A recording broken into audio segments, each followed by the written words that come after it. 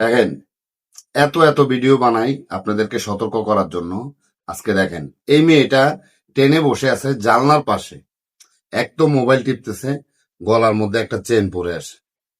আজকে দেখেন, ওর পাশ দিয়ে চোর ঘোরাফেরা করতেছে মাস্ক লাগিয়ে, এবং চোরটা তাকে বলতেছে যে যে আমার বন্ধু আসতেছে, আমি এখানে বসবো, আমাদের জন্য 2টা সিট রাখি। আর সে মেয়েটা অসচেতন অবস্থায় মোবাইল টিপছে, তারপরে বসে আছে ট্রেনে। আর চোরটা সুযোগের অপেক্ষায় আছে যে কখন রাস্তাটা ফাঁকা হবে, গলা থেকে চেনটা টান দিয়ে পালিয়ে যাবে।